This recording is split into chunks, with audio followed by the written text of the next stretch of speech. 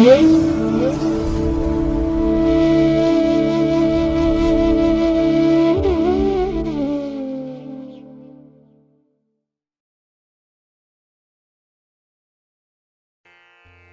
ಮಹಾಗಣಪತೇ ನಮಃ. ಶ್ರೀ ಗುರುಭ್ಯೋ ನಮಃ. ಹರಿ ಓಂ. ಶ್ರುತಿ ಸ್ಮೃತಿ ಪುರಾಣಾನಾಂ ಆಲಯಂ ಕರುಣಾಲಯಂ ನಮಾಮಿ ಭಗವತ್ಪಾದಶಂಕರಂ ಲೋಕಶಂಕರಂ. ಪ್ರೀತಿಯ ವೀಕ್ಷಕ ಬಂಧುಗಳೇ, ತಮಗೆಲ್ಲರಿಗೂ ಸಿರಿಗನ್ನಡ ಸುದ್ದಿವಾಹಿನಿಗೆ ಸ್ವಾಗತ. ದಯಾಮಯನಾದಂಥ ಭಗವಂತನ ಅನುಗ್ರಹ ತಮ್ಮೆಲ್ಲರಿಗೆ ಪ್ರಾಪ್ತಿಯಾಗಲಿ, ತಮ್ಮೆಲ್ಲರ ಜೀವನ ಆರೋಗ್ಯದಾಯಕವಾಗಿರಲಿ, ಸಂತೃಪ್ತಿದಾಯಕವಾಗಿರಲಿ ಎಂದು ಭಗವಂತನಲ್ಲಿ ಪ್ರಾರ್ಥನೆಯನ್ನು ಮಾಡ್ತಾ ಈ ದಿನದ ಪಂಚಾಂಗ ಫಲವನ್ನು ನೋಡೋಣ. ಹಾಗೆ 12 ರಾಶಿಯವರ ಗೋಚಾರ ಫಲಾಫಲಗಳು ಹೇಗಿವೆ ಅನ್ನೋದನ್ನು ಕೂಡ ತಿಳಿಯೋಣ. ಇನ್ನು ಈ ದಿನದ ವಿಶೇಷ ಕಾರ್ಯಕ್ರಮವನ್ನು ನಾವು ಪ್ರತ್ಯೇಕವಾಗಿ ನೋಡೋಣ ಬನ್ನಿ. ಈ ದಿನ ಹುಟ್ಟುಹಬ್ಬವನ್ನು ಆಚರಿಸ್ಕೊಳ್ತಾ ಇರುವಂಥ ತಮಗೆಲ್ಲರಿಗೂ ಕೂಡ ಹುಟ್ಟುಹಬ್ಬದ ಶುಭಾಶಯಗಳು. ಹಾಗೆ ಈ ದಿನಾಂಕದಂದು ವಿವಾಹವಾಗಿರುವಂಥ ದಂಪತಿಗಳಿಗೂ ಕೂಡ ವಿವಾಹ ವಾರ್ಷಿಕೋತ್ಸವದ ಶುಭಾಶಯಗಳನ್ನು ಹೇಳ್ತಾ ಭಗವಂತ ತಮಗೆಲ್ಲರಿಗೂ ಕೂಡ ಸಕಲ ಸನ್ಮಂಗಳಗಳನ್ನು ಕರುಣಿಸಲಿ ಅಂತ ಹೇಳಿ ಸಿರಿಗನ್ನಡ ಸುದ್ದಿವಾಹಿನಿಯ ಪರವಾಗಿ ಪ್ರಾರ್ಥಿಸುತ್ತೇನೆ. ಪ್ರೀತಿಯ ವೀಕ್ಷಕ ಬಂಧುಗಳೇ, ಈ ದಿನ 2025 ನವೆಂಬರ್ ತಿಂಗಳ 19ನೇ ತಾರೀಕು ಸೌಮ್ಯವಾಸರ ಅಂದರೆ ಬುಧವಾರ. ಈ ಬುಧವಾರದ ನಿತ್ಯ ಪಂಚಾಂಗ ಫಲ ಹೇಗಿದೆ ನೋಡೋಣ ಬನ್ನಿ. ಶ್ರೀ ವಿಶ್ವಾವಸು ನಾಮ ಸಂವತ್ಸರೆ, ದಕ್ಷಿಣಾಯನೆ, ಶರದ್ ಋತು, ಕಾರ್ತಿಕ ಮಾಸ, ಕೃಷ್ಣ ಪಕ್ಷದ ಚತುರ್ದಶಿಯ ತಿಥಿ ಈ ದಿನ ಇದೆ. ಇದು ಈ ದಿನ ಬೆಳಿಗ್ಗೆ 8 ಗಂಟೆ 11 ನಿಮಿಷದವರೆಗೆ ಇರಲಿದೆ. ನಂತರ ಅಮಾವಾಸ್ಯೆ ಆರಂಭ ಆಗುತ್ತೆ. ಈ ದಿನದ ನಕ್ಷತ್ರ ಸ್ವಾತಿ ನಕ್ಷತ್ರ. ಇದು ಈ ದಿನ ಬೆಳಿಗ್ಗೆ 7 ಗಂಟೆ 33 ನಿಮಿಷದವರೆಗೆ ಇರಲಿದೆ. ನಂತರ ವಿಶಾಖ ನಕ್ಷತ್ರ ಆರಂಭ ಆಗುತ್ತೆ.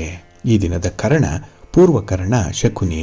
ಇದು ಈ ದಿನ ಬೆಳಿಗ್ಗೆ 9 ಗಂಟೆ 45 ನಿಮಿಷದವರೆಗೆ ಇರಲಿದೆ. ನಂತರ ಉತ್ತರ ಕರ್ಣ ಚತುಷ್ಪಾದ ಆರಂಭ ಆಗುತ್ತೆ. ಈ ದಿನದ ಯೋಗ ಸೌಭಾಗ್ಯ ಯೋಗ. ಇದು ಈ ದಿನ ಬೆಳಿಗ್ಗೆ 8 ಗಂಟೆ 59 ನಿಮಿಷದವರೆಗೆ ಇರಲಿದೆ. ನಂತರ ಶೋಭನ ಯೋಗ ಆರಂಭ ಆಗುತ್ತೆ. ಈ ದಿನ ದಿಕ್ಶೂಲೆ ಇರುವಂಥದ್ದು ಉತ್ತರ ದಿಕ್ಕಿಗೆ.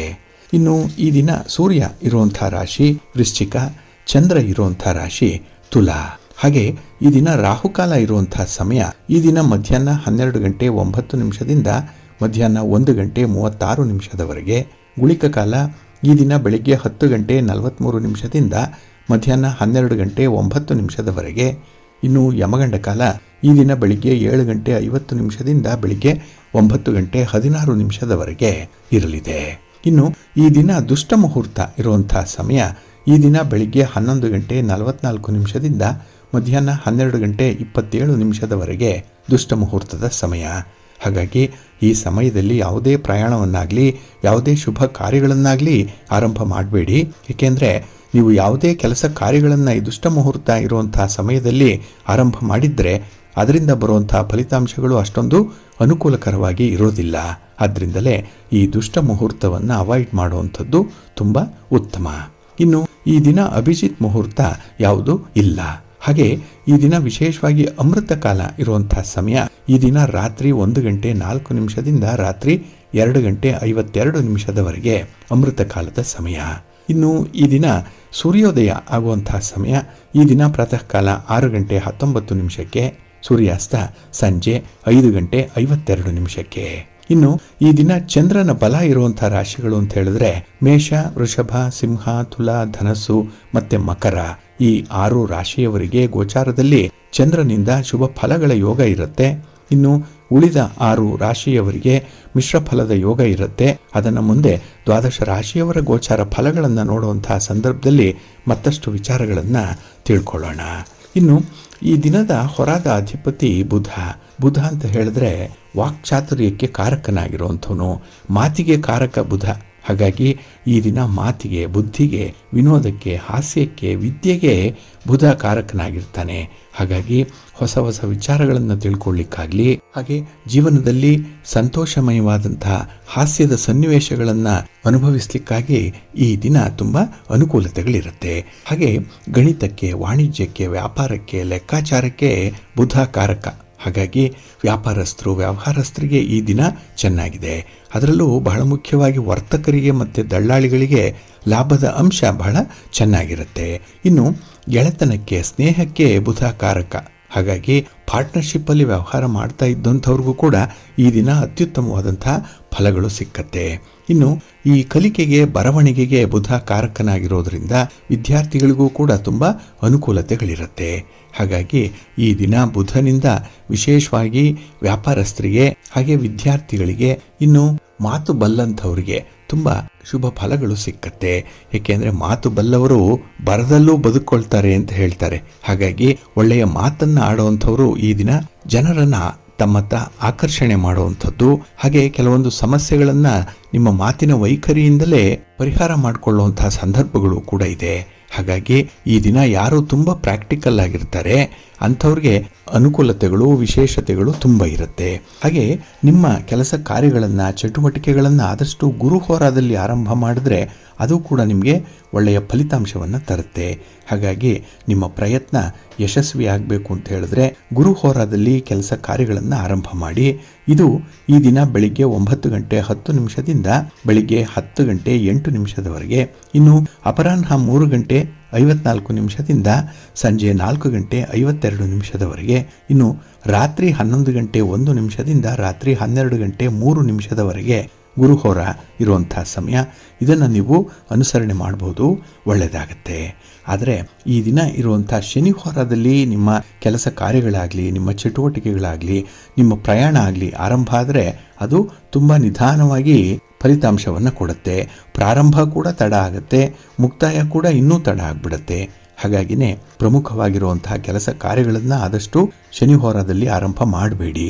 ಇದು ಈ ದಿನ ಬೆಳಿಗ್ಗೆ 8 ಗಂಟೆ 12 ನಿಮಿಷದಿಂದ ಬೆಳಿಗ್ಗೆ 9 ಗಂಟೆ 10 ನಿಮಿಷದವರೆಗೆ, ಇನ್ನು ಮಧ್ಯಾಹ್ನ 2 ಗಂಟೆ 56 ನಿಮಿಷದಿಂದ ಅಪರಾಹ್ನ 3 ಗಂಟೆ 54 ನಿಮಿಷದವರೆಗೆ, ಹಾಗೆ ರಾತ್ರಿ 9 ಗಂಟೆ 59 ನಿಮಿಷದಿಂದ ರಾತ್ರಿ 11 ಗಂಟೆ 1 ನಿಮಿಷದವರೆಗೆ ಶನಿ ಹೋರ ಇರುವಂಥ ಸಮಯ. ಇದನ್ನು ಸ್ವಲ್ಪ ಅವಾಯ್ಡ್ ಮಾಡ್ಕೊಳ್ಳಿ, ಒಳ್ಳೆಯದಾಗತ್ತೆ. ಹಾಗೆ ಈ ದಿನ ಇರುವಂಥ ಬುಧ ಹೋರ ಬಹಳ ಚೆನ್ನಾಗಿದೆ. ಈಗಾಗಲೇ ಹೇಳಿದಾಗೆ ವ್ಯಾಪಾರಸ್ಥರಿಗೆ, ವ್ಯವಹಾರಸ್ಥರಿಗೆ ನಿಮ್ಮ ದಾಖಲೆ ಪತ್ರಗಳಿಗೆ ಸಹಿ ಮಾಡುವಂಥ ವಿಚಾರ, ಅಗ್ರಿಮೆಂಟ್ ವಿಚಾರ, ನೆಗೋಷಿಯೇಷನ್ಸ್ ವಿಚಾರ, ಹಾಗೆ ಪಾರ್ಟ್ನರ್ಶಿಪ್ ಡೀಡ್ಗೆ ಸಂಬಂಧಪಟ್ಟಂತಹ ವಿಚಾರ, ಇದೆಲ್ಲದಕ್ಕೂ ಕೂಡ ಬುಧ ಹೋರ ಚೆನ್ನಾಗಿದೆ. ಒಟ್ಟಾರೆ ಈ ಹಣಕಾಸಿನ ವ್ಯವಹಾರಗಳನ್ನು ನಡೆಸುವಂಥವ್ರಿಗೆ ಬುಧ ಹೋರಾದಲ್ಲಿ ನಿಮ್ಮ ಕೆಲಸಗಳು ಆರಂಭ ಆದರೆ ನಿಮಗೆ ನಿರೀಕ್ಷೆ ಮಾಡಿದಂತಹ ಫಲಿತಾಂಶಗಳು ಸಿಕ್ಕತ್ತೆ. ಹಾಗಾಗಿ ಈ ದಿನ ಬುಧ ಹೋರ ಇರುವಂತಹ ಸಮಯ ಬೆಳಿಗ್ಗೆ 6 ಗಂಟೆ 17 ನಿಮಿಷದಿಂದ ಬೆಳಿಗ್ಗೆ 7 ಗಂಟೆ 14 ನಿಮಿಷದವರೆಗೆ, ಇನ್ನು ಮಧ್ಯಾಹ್ನ 1 ಗಂಟೆ 1 ನಿಮಿಷದಿಂದ ಮಧ್ಯಾಹ್ನ 1 ಗಂಟೆ 59 ನಿಮಿಷದವರೆಗೆ, ಹಾಗೆ ರಾತ್ರಿ 7 ಗಂಟೆ 54 ನಿಮಿಷದಿಂದ ರಾತ್ರಿ 8 ಗಂಟೆ 56 ನಿಮಿಷದವರೆಗೆ ಬುಧ ಹೋರ ಇರುವಂತಹ ಸಮಯ.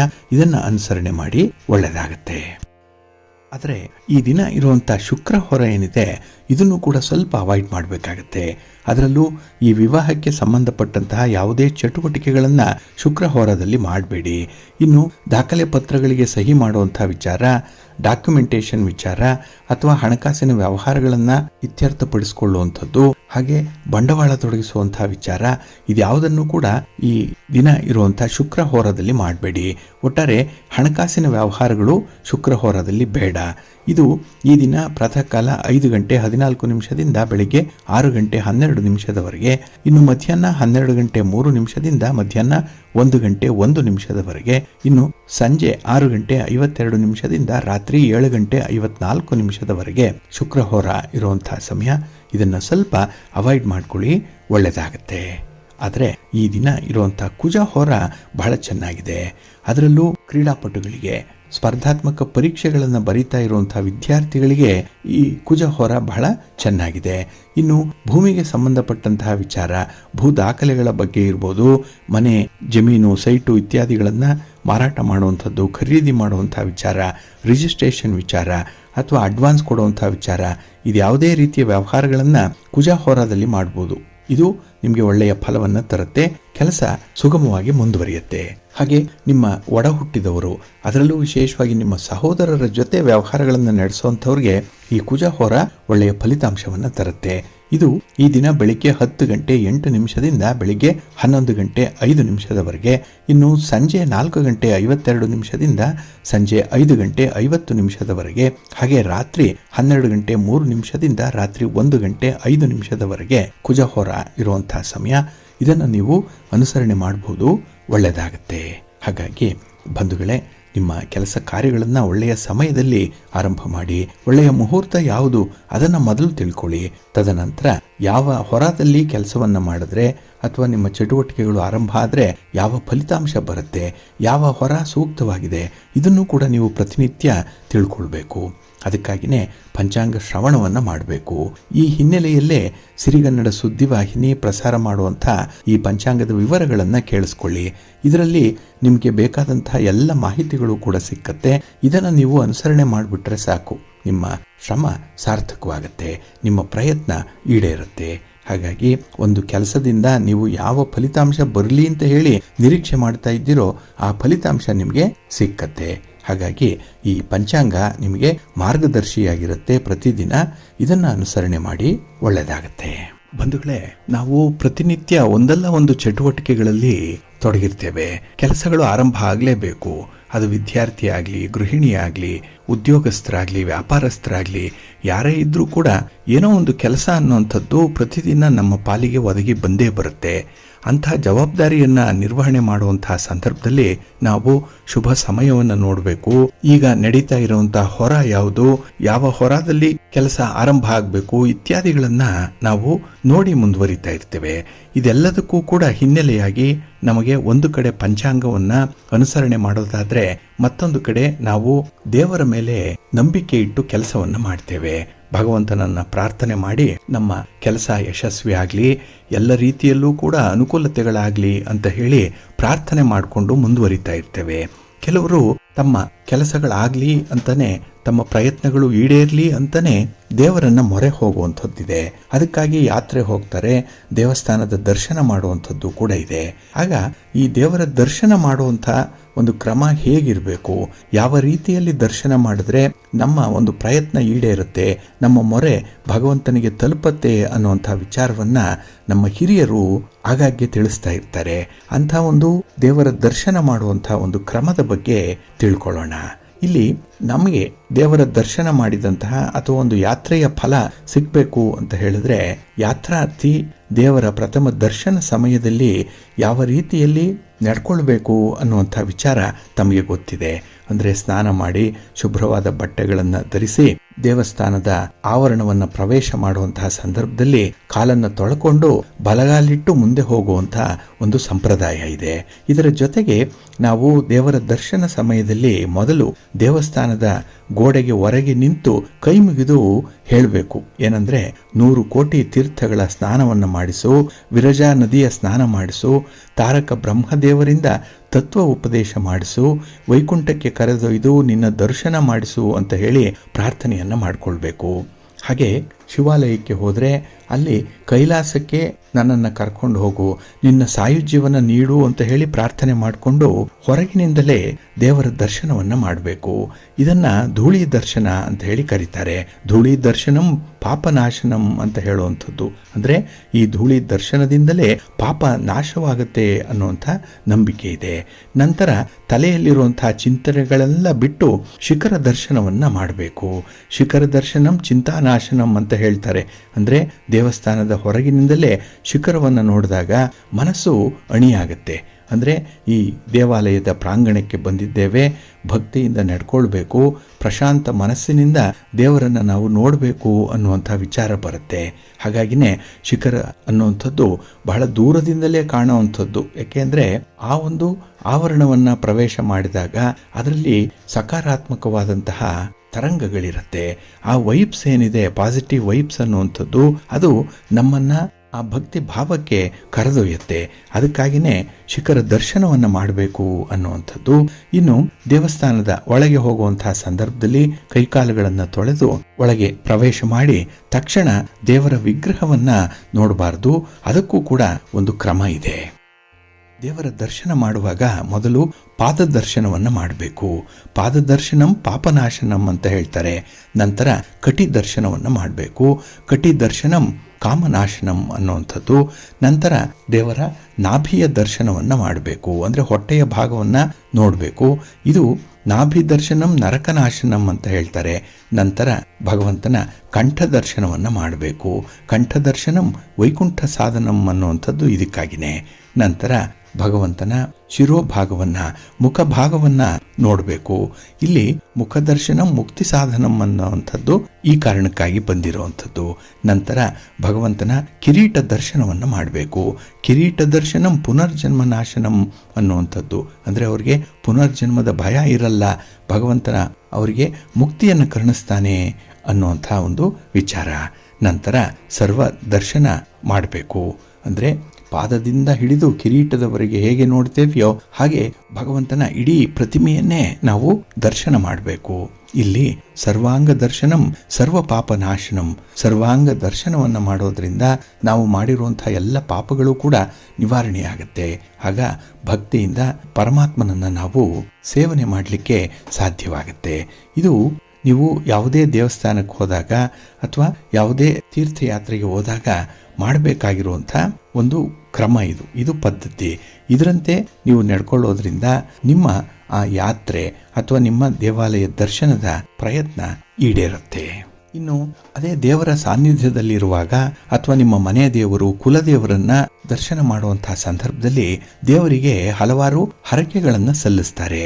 ಅಂದ್ರೆ ದೇವರನ್ನ ಕುರಿತು ನಾನಾ ಬಗೆಯಲ್ಲಿ ಪ್ರಾರ್ಥನೆಯನ್ನ ಮಾಡ್ಕೊಳ್ಬೇಕು ಅನ್ನುವಂಥದ್ದು. ಕೆಲವರಿಗೆ ಮದುವೆ ತಡ ಆಗ್ತಾ ಇರುತ್ತೆ, ಅದನ್ನ ನಿವಾರಣೆ ಮಾಡಿದ್ರೆ ಏನೋ ಒಂದು ವಸ್ತುವನ್ನ ನಿನಗೆ ಕೊಡ್ತೇನೆ ಅನ್ನುವಂಥ ವಿಚಾರವನ್ನ ದೇವರಲ್ಲಿ ಹರಕೆ ಹೊರುವಂಥದ್ದು ಇದೆ. ಕೆಲವರು ಉತ್ತಮವಾದಂತಹ ಕೆಲಸ ಸಿಕ್ಲಿ, ಕೆಲವರ ಆರೋಗ್ಯ ಉತ್ತಮವಾಗ್ಲಿ, ಹಣಕಾಸಿನ ಅಡಚಣೆ ನಿವಾರಣೆ ಆಗ್ಲಿ, ಮನೆ ಕಟ್ಟೋದಕ್ಕೆ ಯಾವುದೇ ಅಡಚಣೆ ಇದ್ರೆ ಅದು ಕೂಡ ಪರಿಹಾರ ಆಗ್ಲಿ, ಹೀಗೆ ಬೇರೆ ಬೇರೆ ರೀತಿಯಲ್ಲಿ ಪ್ರಾರ್ಥನೆಯನ್ನ ಮಾಡಿಕೊಳ್ಳುವಂಥದ್ದು ಕೂಡ ಇದೆ. ಇದಕ್ಕಾಗಿನೇ ಕೆಲವರು ಹರಕೆಯನ್ನ ಕಟ್ಕೊಳ್ತಾರೆ. ಇಲ್ಲಿ ಈ ಹರಕೆ ಅನ್ನುವಂಥದ್ದು ಬಹಳ ಹಿಂದಿನಿಂದಲೂ ಬಂದಿರುವಂಥದ್ದು.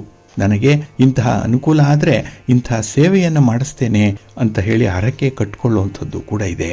ಕೆಲವರು ಮುಡಿಪು ಕಟ್ಟಿಕೊಡ್ತಾರೆ. ಅಂದ್ರೆ ಹರಕೆ ಅಥವಾ ಮುಡಿಪು ಇದು ಆ ಕೆಲಸ ಯಶಸ್ವಿಯಾಗಿ ನೆರವೇರಿ ಆ ಸಮಸ್ಯೆ ಬಗೆಹರಿದಲ್ಲೇ ಆ ಸೇವೆಯನ್ನ ಮಾಡಿಸುವಂತಹ ಒಂದು ಕ್ರಮ. ಆದರೆ ಕೆಲವರು ಹರಕೆಯನ್ನಾಗ್ಲಿ ಮುಡಿಪನ್ನಾಗ್ಲಿ ಕಟ್ಟಿದ ಮೇಲೆ ಆ ಕೆಲಸಗಳೇನೋ ಆಗತ್ತೆ, ಆದರೆ ಅವರು ಜ್ಞಾಪಕ ಇಟ್ಟುಕೊಂಡು ಅಂತ ಹರಕೆಯನ್ನ ತೀರಿಸುವಂತ ಒಂದು ಪ್ರಯತ್ನವನ್ನ ಮಾಡಲ್ಲ. ಹಾಗಾಗಿನೇ ದೇವರಿಗೆ ಹರಕೆ ಹೊತ್ತಾಗ ಆ ಹರಕೆಯನ್ನು ಪೂರೈಸಲೇಬೇಕು ಅನ್ನುವಂಥ ವಿಚಾರ ಇದೆ. ಇಲ್ಲಿ ಹರಕೆ ಕೂಡ ಸ್ತ್ರೀ ದೇವತೆಗಳಿಗಾಗ್ಲಿ ಅಥವಾ ಪುರುಷ ದೇವರಿಗಾಗ್ಲಿ ಪ್ರತ್ಯೇಕವಾದಂತಹ ಹರಕೆಗಳಿರುತ್ತೆ. ಜೊತೆಗೆ ಕುಲದೇವರ ಹರಕೆ ಬೇರೆ. ಇನ್ನು ವಿಶೇಷವಾಗಿ ಕೆಲವರು ಮುಡಿಪನ್ನ ಕಟ್ಟಿಡುವಂಥದ್ದಿದೆ. ಹಣವನ್ನ ಹಳದಿ ಬಟ್ಟೆಯಲ್ಲಿ ಕಟ್ಟಿ ಏನೋ ಒಂದು ಸಂಕಲ್ಪವನ್ನು ಮಾಡಿಕೊಂಡು ಮನೆಯಲ್ಲಿ ದೇವರ ಕೋಣೆಯಲ್ಲಿ ಇಟ್ಟಿರ್ತಾರೆ. ನಂತರ ಆ ದೇವರ ದರ್ಶನಕ್ಕೆ ಹೋದಾಗ ಆ ಮುಡಿಪನ್ನ ಅಲ್ಲಿ ಹುಂಡಿಯಲ್ಲಿ ಹಾಕುವಂಥದ್ದು ಅಥವಾ ಸೇವೆಯನ್ನು ಮಾಡಿಸ್ಲಿಕ್ಕೆ ಅದನ್ನ ಬಳಸುವಂಥದ್ದನ್ನು ಮಾಡ್ತಾರೆ. ಇಲ್ಲಿ ಬಹಳ ಸಲ ಏನಾಗುತ್ತೆ ಅಂತ ಹೇಳಿದ್ರೆ ಹರಕೆ ಹೊತ್ತ ಫಲ ಸಿಕ್ಕ ನಂತರ ಆ ಕಡೆ ಗಮನ ಹರಿಸಲ್ಲ, ಮರೆತು ಬಿಡ್ತಾರೆ. ಇಂಥ ವಿಚಾರದಲ್ಲಿ ಭಗವಂತನಿಗೆ ನೀವು ಸಂಕಲ್ಪ ಮಾಡಿದಂತಹ ಸೇವೆಯನ್ನ ಮಾಡದೇ ಇದ್ರೆ ಏನಾಗುತ್ತೆ? ಇದು ವಾಕ್ದೋಷಕ್ಕೆ ಸಮನಾಗಿ ಇರುವಂಥದ್ದು. ಅಂದ್ರೆ ಒಂದು ಮಾತನ್ನ ಕೊಟ್ಟಿದ್ದೀರಿ, ನೀವೇ ಒಂದು ಭರವಸೆಯನ್ನ ನೀಡಿದ್ದೀರಿ, ಆದರೆ ಅದನ್ನ ಪೂರೈಸುವಂತಹ ಒಂದು ಪ್ರಯತ್ನವನ್ನ ಮಾಡಿಲ್ಲ. ಇಲ್ಲಿ ಸುಳ್ಳು ಹೇಳಿದಂತಹ ಒಂದು ಅಪರಾಧಿ ಭಾವ ಕಾಡುವಂಥದ್ದು ಇರುತ್ತೆ. ಹರಕೆಯ ಮೂಲಕ ಪಡೆದ ಫಲ ನಾಶ ಆಗತ್ತೆ ಅನ್ನುವಂಥ ನಂಬಿಕೆ ಕೂಡ ಕೆಲವರಲ್ಲಿದೆ. ಇದರಿಂದ ಈ ಜೀವನದಲ್ಲಿ ಮತ್ತೆ ಸಮಸ್ಯೆಗಳು ಕಾಣಿಸ್ಕೊಳ್ಳುತ್ತೆ. ಅದು ದ್ವಿಗುಣ ಆಗುತ್ತೆ. ಒಂದು ಸಮಸ್ಯೆ ಹೋಗಿ ಅದಕ್ಕೆ ಮತ್ತೊಂದು ಸಮಸ್ಯೆ ಆಡಾನಾಗುವಂಥ ಸಾಧ್ಯತೆ ಇರುತ್ತೆ. ಹಾಗಾಗಿನೇ ಈ ದೇವರಿಗೆ ಹರಕೆ ಅನ್ನುವಂಥದ್ದು ಏನಾದರೂ ಹೊತ್ತಿದ್ರೆ, ಮುಡಿಪನ್ನು ಕಟ್ಟಿಟ್ಟಿದ್ರೆ ಅದನ್ನು ತೀರಿಸುವಂಥ ಒಂದು ಪ್ರಯತ್ನ ಮಾಡಬೇಕು. ಇಲ್ಲಾಂದ್ರೆ ನೀವು ಯಾವುದೇ ಕೆಲಸಕ್ಕೆ ಕೈ ಹಾಕಿದ್ರೂ ಕೂಡ ಅಡಚಣೆ ಆಗ್ತಾ ಇರುತ್ತೆ. ಇಲ್ಲಿ ಎಷ್ಟೋ ನಷ್ಟ ಆಗುವಂಥದ್ದಾಗುತ್ತೆ. ಜೊತೆಗೆ ದಾಂಪತ್ಯ ಜೀವನದಲ್ಲಿ ಸುಖ ಇರಲ್ಲ. ಮನೆ ಕಟ್ಟುವಂತಹ ಸಂದರ್ಭದಲ್ಲಿ ಅಡಚಣೆಗಳು ಜಾಸ್ತಿ ಆಗುತ್ತೆ. ಮದುವೆ ಆಗಲಿ, ಸಂತಾನ ಆಗಲಿ ವಿಳಂಬ ಆಗುತ್ತೆ. ಆರೋಗ್ಯ ಸಮಸ್ಯೆ ಕಾಡುತ್ತೆ. ವಿದ್ಯಾರ್ಥಿಗಳು ಪರೀಕ್ಷೆಯಲ್ಲಿ ಉತ್ತೀರ್ಣರಾಗಲಿಕ್ಕೆ ಸಾಧ್ಯ ಆಗಲ್ಲ. ಇನ್ನು ಪದೇ ಪದೇ ನಿಶಕ್ತಿ ಆವರಿಸ್ಕೊಳ್ಳುವಂಥದ್ದು, ನಿದ್ರಾಹೀನತೆ ಬರುವಂಥದ್ದು, ಸ್ವಪ್ನದಲ್ಲಿ ಏನೇನೋ ಕೆಟ್ಟ ಕನಸುಗಳು ಬರುವಂಥದ್ದು, ಹೀಗೆಲ್ಲ ಆಗುವಂಥದ್ದು ಈ ಹರಕೆಯನ್ನು ತೀರಿಸದೇ ಇದ್ರೆ ಅನ್ನುವಂಥ ಒಂದು ನಂಬಿಕೆ ಕೂಡ ಇದೆ. ಹಾಗಾಗಿ ತಂದೆ ತಾಯಿಯಂದ್ರು ಮಕ್ಕಳ ಪರವಾಗಿ ಏನಾದರೂ ಹರಕೆಯನ್ನು ಹೊತ್ತಿದ್ರೆ ಅಂಥದ್ದನ್ನ ಮರಿಬೇಡಿ. ವಿಶೇಷ ಪೂಜೆಯನ್ನು ಮಾಡಿಸುವಂಥದ್ದನ್ನ ಮಾಡಿ ಪ್ರಾರ್ಥನೆ ಮಾಡಿಕೊಳ್ಳಿ. ನಮ್ಮ ತಪ್ಪನ್ನು ಕ್ಷಮಿಸು ಅಂತ ಹೇಳಿ ಭಗವಂತನಲ್ಲಿ ಮೊರೆ ಹೋಗಿ ಆದರೆ ನೀವು ಹೇಳಿದಂತಹ ವಿಚಾರಗಳೇನಿದೆ ಅದು ನಿಮ್ಮ ಕಮಿಟ್ಮೆಂಟ್ ಆಗುತ್ತೆ, ಅದು ನಿಮ್ಮ ರೆಸ್ಪಾನ್ಸಿಬಿಲಿಟಿ ಆಗುತ್ತೆ. ಅದನ್ನು ಪೂರೈಸುವಂಥ ಒಂದು ಪ್ರಯತ್ನ ಮಾಡಬೇಕಾಗತ್ತೆ.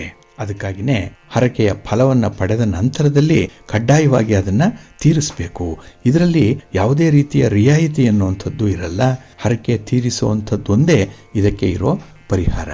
ಈ ವಿಚಾರಗಳನ್ನು ನೀವು ಮನಸ್ಸಿನಲ್ಲಿಟ್ಕೊಳ್ಳಿ. ನಂಬಿಕೆ ಇದ್ದರೆ ಅದನ್ನು ಮುಂದುವರಿಸಿ, ಒಳ್ಳೆಯದಾಗತ್ತೆ. ಪ್ರೀತಿಯ ಬಂಧುಗಳೇ, ಇನ್ನು ಮುಂದೆ ದ್ವಾದಶ ರಾಶಿಯವರ ಗೋಚಾರ ಫಲಗಳು ಹೇಗಿವೆ ನೋಡೋಣ ಬನ್ನಿ. ಮೊದಲಿಗೆ ಮೇಷರಾಶಿ. ಮೇಷರಾಶಿಯವರಿಗೆ ಈ ದಿನ ತುಂಬ ಅನುಕೂಲತೆಗಳಿರುವಂಥ ದಿನ. ಅದರಲ್ಲೂ ನಿಮ್ಮ ಪ್ರಯತ್ನಗಳಿಗೆ ಒಂದಲ್ಲ ಒಂದು ರೀತಿಯಲ್ಲಿ ಸಪೋರ್ಟ್ ಅನ್ನುವಂಥದ್ದು ಇರುತ್ತೆ. ಹಾಗೆ ಈ ದಿನದಲ್ಲಿ ನಿಮ್ಮ ಯೋಜನೆಗಳು ಬಹಳ ವಿಶೇಷವಾಗಿ ನಡೆಯುತ್ತೆ. ಅದಕ್ಕೆ ಹಿರಿಯರ ಮಾರ್ಗದರ್ಶನ ಇದೆ. ನಿಮ್ಮ ಒಡ ಹುಟ್ಟಿದವರ ಸಹೋದರರ ಸಹೋದರಿಯರ ಒಂದು ಬೆಂಬಲ ಕೂಡ ಸಿಕ್ಕತ್ತೆ ಈ ದಿನದಲ್ಲಿ. ಹಾಗೆ ಈ ದಿನ ನಿಮ್ಮ ಕುಟುಂಬ ನಿಮ್ಮ ಅಭಿಪ್ರಾಯಕ್ಕೆ ಬೆಲೆ ಕೊಡುವಂಥದ್ದು. ಹಾಗಾಗಿನೇ ನೀವು ಕರ್ತವ್ಯವನ್ನು ನಿಭಾಯಿಸಲಿಕ್ಕೆ ತುಂಬ ಸಂತೋಷದಲ್ಲಿರ್ತೀರಿ, ಉತ್ಸಾಹದಲ್ಲಿ ಇರ್ತೀರಿ. ಇನ್ನು ದೂರದ ಪ್ರವಾಸ ಮಾಡುವಂಥ ಒಂದು ತಯಾರಿ ಕೆಲವರಿಗೆ ಇರಬಹುದು. ಆದರೆ ಈ ಪೂರ್ವ ಸಿದ್ಧತೆಯ ಸಂದರ್ಭದಲ್ಲಿ ಮಾತ್ರ ಸ್ವಲ್ಪ ಎಚ್ಚರಿಕೆಯಿಂದ ಇರಿ. ಇನ್ನು ಈ ದಿನದಲ್ಲಿ ವಿಜ್ಞಾನ ಕ್ಷೇತ್ರದಲ್ಲಿ ಇರುವಂಥವ್ರಿಗೆ, ಡಾಕ್ಟರ್ಸ್ಗಳಿಗೆ, ನರ್ಸ್ಗಳಿಗೆ ತುಂಬ ಅನುಕೂಲತೆಗಳು ಇರುತ್ತೆ. ಜೊತೆಗೆ ಈ ದಿನ ಅಲಂಕಾರಿಕ ವಸ್ತುಗಳನ್ನು ಮಾರಾಟ ಮಾಡುವಂಥವ್ರಿಗೂ ಕೂಡ ತುಂಬ ಲಾಭಾಂಶ ಇದೆ. ಇನ್ನು ಈ ದಿನ ನೆರೆಹೊರೆಯವರ ಜೊತೆಯಲ್ಲಿ ಸಣ್ಣ ಪುಟ್ಟ ವಿಚಾರಗಳಿಗೆ ಮನಸ್ತಾಪಗಳಾಗಬಹುದು. ಅದನ್ನು ಸ್ವಲ್ಪ ಎಚ್ಚರಿಕೆಯಿಂದ ನಿಭಾಯಿಸಬೇಕಾಗತ್ತೆ. ತುಂಬ ಬ್ಯಾಲೆನ್ಸ್ ಮಾಡಬೇಕು ಈ ದಿನ. ಅದರಲ್ಲೂ ಗೃಹಿಣಿಯರು ಮನೆಯಲ್ಲಿ ಸ್ವಲ್ಪ ಒತ್ತಡಗಳಿದ್ದಾಗ ಅದನ್ನು ಸಮಯ ಪ್ರಜ್ಞೆಯಿಂದ ನಿವಾರಿಸುವಂಥ ಒಂದು ಕಲೆಗಾರಿಕೆಯನ್ನು ಈಗಾಗಲೇ ಎಷ್ಟೋ ಸಮಯ ಕಲಿತ್ಕೊಂಡಿದ್ದೀರಿ. ಅಂತಹ ಅನುಭವ ಏನಾದರೂ ಇದ್ದರೆ ಅದರಿಂದ ಸಮಸ್ಯೆಗಳನ್ನು ನಿವಾರಣೆ ಮಾಡಿಕೊಳ್ಬೇಕಾಗತ್ತೆ. ಇನ್ನು ಈ ದಿನದಲ್ಲಿ ನಿಮ್ಮ ಸ್ವಂತದ ವಿವೇಚನಾ ಶಕ್ತಿ ಏನಿದೆ ಅದರಿಂದ ಮುಂದುವರಿಯುವಂಥದ್ದು ಉತ್ತಮ. ಇನ್ನು ಅತಿಯಾದ ಆತ್ಮವಿಶ್ವಾಸ ಕೂಡ ಒಳ್ಳೆಯದಲ್ಲ. ಸ್ವಲ್ಪ ಎಚ್ಚರಿಕೆಯಿಂದೇರಿ, ಚೌಕಟ್ಟಿನಲ್ಲೇ ನೀವು ಇರಬೇಕಾಗತ್ತೆ. ನಿಮ್ಮ ಮನೆ ದೇವರನ್ನು ಸ್ಮರಣೆ ಮಾಡ್ತಾ ಇರಿ. ಹಾಗೆ ಭಕ್ತಿಯಿಂದ ಈ ದಿನ ನೀವು ಸುಬ್ರಹ್ಮಣ್ಯ ಭುಜಂಗ ಸ್ತೋತ್ರವನ್ನು ಹೇಳ್ಕೊಳ್ಳಿ. ಶಿವನ ಪರಿವಾರ ದೇವತೆಗಳನ್ನು ಪ್ರಾರ್ಥನೆ ಮಾಡಿಕೊಳ್ಳಿ, ಒಳ್ಳೆಯದಾಗತ್ತೆ. ನಿಮ್ಮ ಅದೃಷ್ಟದ ಬಣ್ಣ ಕೆಂಪು, ಅದೃಷ್ಟದ ದಿಕ್ಕು ಪೂರ್ವ ದಿಕ್ಕು, ಅದೃಷ್ಟ ಸಂಖ್ಯೆ 1. ವೃಷಭ ರಾಶಿ. ವೃಷಭ ರಾಶಿಯವರಿಗೂ ಕೂಡ ಈ ದಿನ ನಿಮ್ಮ ಲೆಕ್ಕಾಚಾರದಂತೆ ಕೆಲಸಗಳಾಗುತ್ತೆ. ನಿಮ್ಮ ಪ್ರಯತ್ನ ನಿಮಗೆ ಒಳ್ಳೆಯ ಫಲವನ್ನು ತರುತ್ತೆ. ಅದರಲ್ಲೂ ಸಮಯಕ್ಕೆ ಸರಿಯಾಗಿ ಆರಂಭ ಮಾಡುವಂಥ ಚಟುವಟಿಕೆಗಳು ನಿಮ್ಮನ್ನು ಉತ್ಸಾಹದಲ್ಲೇ ಇರಿಸುತ್ತೆ. ಹಾಗೆ ಈ ದಿನ ನಿಮಗೆ ಕುತೂಹಲ ಜಾಸ್ತಿ. ಅದರಲ್ಲೂ ಮೂರನೆಯವರ ವಿಚಾರದಲ್ಲಿ ಯಾವ ಬಾಧ್ಯತೆಗಳಿದೆ, ಯಾವ ರೀತಿಯಲ್ಲಿ ಅವರ ಜೀವನ ಕ್ರಮ ಇರುತ್ತೆ, ಇದನ್ನು ತಿಳ್ಕೊಳ್ಳುವಂಥ ಒಂದು ಕುತೂಹಲ. ಅದಕ್ಕಾಗಿಯೇ ಈ ದಿನ ಅನ್ಯ ಮಾರ್ಗವನ್ನಾದರೂ ಹುಡುಕಿ ಮೂರನೆಯವರಿಂದಲಾದರೂ ಕೂಡ ಈ ದಿನ ಮಾಹಿತಿ ಸಂಗ್ರಹಣೆಯಲ್ಲಿ ತೊಡಗಿರ್ತೀರಿ. ಹಾಗೆ ಈ ದಿನ ನಿಮ್ಮ ಕೆಲಸ ಕಾರ್ಯಗಳನ್ನು ಸುಲಭವಾಗಿ ಮಾಡಿ ಮುಗಿಸಲಿಕ್ಕೆ ಹಿರಿಯರ ಒಂದು ಸಹಕಾರ ನಿಮಗೆ ಸಿಕ್ಕತ್ತೆ. ಹಾಗೆ ಈ ದಿನ ನಿಮ್ಮ ಪ್ರಯಾಣದ ಸಂದರ್ಭದಲ್ಲೂ ಕೂಡ ನಿಮಗೆ ಅಪರಿಚಿತರು ಕೂಡ ಸಹಕಾರವನ್ನು ನೀಡುವಂಥ ಸಾಧ್ಯತೆಗಳು ತುಂಬ ಇರುತ್ತೆ. ಇನ್ನು ಹಣಕಾಸಿನ ವಿಚಾರದಲ್ಲಿ ಈ ದಿನ ತೊಂದರೆಯೇನೂ ಇಲ್ಲ. ಆದರೆ ಈ ದುಂದು ವೆಚ್ಚದ ಒಂದು ಸಮಸ್ಯೆ ನಿಮ್ಮನ್ನು ಬಹಳವಾಗಿ ಕಾಡುವಂಥದ್ದಿದೆ. ಅದನ್ನು ಆದಷ್ಟು ನಿಯಂತ್ರಣ ಮಾಡಿಕೊಳ್ಳುವಂಥದ್ದು ಉತ್ತಮ. ಇನ್ನು ಈ ದಿನ ಸಾಲದ ವಿಚಾರವಾಗಿ ಯಾರಿಗೂ ಕೂಡ ಸಹಾಯವನ್ನು ಮಾಡಬೇಡಿ. ಹಣವನ್ನು ಸಾಲವಾಗಿ ತರುವಂಥದ್ದು, ಸಾಲವಾಗಿ ಕೊಡುವಂಥದ್ದು, ಜಾಮೀನಾಗಿ ನಿಲ್ಲುವಂಥದ್ದು, ಇದ್ಯಾವುದನ್ನು ಕೂಡ ಈ ದಿನ ನೀವು ಮಾಡಬೇಡಿ. ಇನ್ನು ನಿಮ್ಮ ಒಂದು ಸ್ವಭಾವದಲ್ಲಿ ಈ ವ್ಯಕ್ತಿ ಹೇಗಿದ್ದಾರೋ ಹಾಗೆ ಅವರನ್ನು ಅಕ್ಸೆಪ್ಟ್ ಮಾಡಿಕೊಳ್ಳುವಂಥ ಒಂದು ಪ್ರಯತ್ನವನ್ನು ಮಾಡಿ. ಅವರಲ್ಲಿ ಈ ರೀತಿಯ ಬದಲಾವಣೆಗಳಿದ್ದರೆ ನನಗೆ ಅನುಕೂಲ ಆಗತ್ತೆ ಅನ್ನುವಂಥ ನಿರೀಕ್ಷೆಯಲ್ಲಿ ಇರಬೇಡಿ. ವ್ಯಕ್ತಿ ಇಷ್ಟ ಆದರೆ ಅವರ ಎಲ್ಲ ಸ್ವಭಾವಗಳನ್ನು ಕೂಡ ನೀವು ಮನಸಾರೆ ಒಪ್ಪಿಕೊಳ್ಬೇಕಾಗತ್ತೆ. ಅಲ್ಲಿ ಯಾವುದೇ ರೀತಿಯ ಕೊಂಕಿಗೆ ಅವಕಾಶವನ್ನು ಕೊಡಬೇಡಿ. ಹಾಗಾಗಿನೇ ಈ ದಿನ ನಿಮಗೆ ಮನಕಾರಕನಾದಂಥ ಚಂದ್ರ ಬಹಳ ವಿಶೇಷ ರೀತಿಯಲ್ಲಿ ನಿಮ್ಮ ಮನಸ್ಸನ್ನು ನಿಯಂತ್ರಣ ಮಾಡ್ತಾ ಇರ್ತಾನೆ. ಹಾಗಾಗಿ ಬೇಕು ಅಂದರೆ ಬೇಕು, ಬೇಡ ಅಂದರೆ ಬೇಡ ಅನ್ನುವಂಥ ವಿಚಾರ ಏನಿದೆ ಅದರಲ್ಲಿ ಸ್ವಲ್ಪ ಹೊಂದಾಣಿಕೆಯನ್ನು ಮಾಡಿಕೊಳ್ಳಿ, ಒಳ್ಳೆಯದಾಗುತ್ತೆ. ನಿಮ್ಮ ಮನೆ ದೇವರನ್ನು ಸ್ಮರಣೆ ಮಾಡ್ತಾ ಇರಿ. ಹಾಗೆ ಭಕ್ತಿಯಿಂದ ಈ ದಿನ ಲಕ್ಷ್ಮೀ ನಾರಾಯಣರ ಸೇವೆಯನ್ನು ಮಾಡಿ, ಲಕ್ಷ್ಮೀ ವೆಂಕಟೇಶ್ವರ ಸ್ವಾಮಿಯ ದರ್ಶನ ಮಾಡಿಕೊಳ್ಳಿ, ಒಳ್ಳೆಯದಾಗುತ್ತೆ. ನಿಮ್ಮ ಅದೃಷ್ಟದ ಬಣ್ಣ ಕೆಂಪು, ಅದೃಷ್ಟದ ದಿಕ್ಕು ಈಶಾನ್ಯ ದಿಕ್ಕು, ಅದೃಷ್ಟ ಸಂಖ್ಯೆ 1. ಮಿಥುನ ರಾಶಿ. ಮಿಥುನ ರಾಶಿಯವರಿಗೆ ಈ ದಿನ ಮಧ್ಯಮ ಫಲ ಇರುವಂಥ ದಿನ. ಹಾಗಾಗಿನೇ ಈ ದಿನ ಕೆಲವೊಂದು ಕೆಲಸ ಕಾರ್ಯಗಳಲ್ಲಿ ಆರಂಭಿಕ ಅಡೆತಡೆಗಳು ಜಾಸ್ತಿ ಇರುತ್ತೆ, ಸಮಸ್ಯೆಗಳು ಜಾಸ್ತಿ, ಸ್ಟಾರ್ಟಿಂಗ್ ಹಿಕ್ಕಪ್ಸ್ ಅನ್ನುವಂಥದ್ದು ತುಂಬ. ಅದನ್ನು ನಿವಾರಣೆ ಮಾಡಿಕೊಳ್ಬೇಕು. ಅದಕ್ಕಾಗಿಯೇ ಸಮಸ್ಯೆಯ ಮೂಲವನ್ನು ಅರಿತುಕೊಳ್ಬೇಕು, ನಂತರದಲ್ಲಿ ಮುಂದುವರಿಬೇಕಾಗತ್ತೆ. ಹಾಗಾಗಿ ಮೇಲಕ್ಕೆ ನೀವು ಸಮಸ್ಯೆಯನ್ನು ಪರಿಹಾರ ಮಾಡಿ ತಾತ್ಕಾಲಿಕ ಉಪಶಮನ ಮಾಡುವಂಥದ್ದನ್ನು ಬಿಟ್ಬಿಡಿ. ಆದರೆ ಈ ಪರಿಹಾರ ಅನ್ನುವಂಥದ್ದು ಶಾಶ್ವತವಾಗಿ ಇರಬೇಕು. ಆಗ ಮಾತ್ರ ಮನಸ್ಸಿಗೆ ಸಮಾಧಾನ ಆಗುತ್ತೆ. ಇನ್ನು ಹಣಕಾಸಿನ ವಿಚಾರದಲ್ಲಿ ಈ ದಿನ ಕೆಲವರನ್ನು ನಂಬಿ ಮೋಸ ಹೋಗುವಂಥ ಸಾಧ್ಯತೆ ಇರುತ್ತೆ. ವ್ಯಾಪಾರಂ ದ್ರೋಹ ಚಿಂತನಂ ಅಂತ ಹೇಳ್ತಾರಲ್ಲ, ಅದಕ್ಕಾಗಿಯೇ ಈ ದಿನ ಯಾರನ್ನೂ ಕೂಡ ಅತಿಯಾಗಿ ನಂಬಲಿಕ್ಕೆ ಹೋಗಬೇಡಿ, ಅದರಲ್ಲೂ ಹಣದ ವಿಚಾರದಲ್ಲಿ. ಇನ್ನು ಈ ದಿನ ಯಾರನ್ನೂ ಅತಿಯಾಗಿ ನಂಬುವಂಥದ್ದು, ಜೊತೆಗೆ ಅವಲಂಬಿಸುವಂಥದ್ದು ಇದು ಕೂಡ ಅಷ್ಟೊಂದು ಒಳ್ಳೆಯದಲ್ಲ. ಡಿಪೆಂಡೆನ್ಸಿ ಅನ್ನುವಂಥದ್ದನ್ನು ಕೂಡ ಕಡಿಮೆ ಮಾಡಿಕೊಳ್ಬೇಕಾಗತ್ತೆ. ಇನ್ನು ಈ ದಿನ ಕೌಟುಂಬಿಕ ಸೌಕರ್ಯಗಳಿಗಾಗಿಯೇ ಹೆಚ್ಚಿನ ಹಣ ಖರ್ಚಾಗುವಂಥ ಸಾಧ್ಯತೆ ಇದೆ. ಆದರೆ ಕುಟುಂಬದಲ್ಲಿ ನಿಮ್ಮ ತ್ಯಾಗ ಮನೋಭಾವನೆ ಎದ್ದು ಕಾಣಿಸುತ್ತೆ. ಈ ದಿನ ಯಾವುದೋ ಒಂದು ವಿಚಾರಕ್ಕೆ ಸ್ಯಾಕ್ರಿಫೈಸ್ ಮಾಡ್ತೀರಿ. ನಿಮಗೆ ಇಲ್ಲ ಅಂದರೂ ಕೂಡ ಚಿಂತೆ ಮಾಡಲ್ಲ, ಬೇರೆಯವರು ಚೆನ್ನಾಗಿರಲಿ, ಕುಟುಂಬಸ್ಥರು ಸಂತೋಷವಾಗಿರಲಿ, ನೆಮ್ಮದಿಯಾಗಿರಲಿ ಅಂತ ಹೇಳೇ ಅವರಿಗಾಗಿ ಕೆಲವೊಂದು ತ್ಯಾಗವನ್ನು ಮಾಡುವಂಥ ಸಾಧ್ಯತೆಗಳಿರುತ್ತೆ.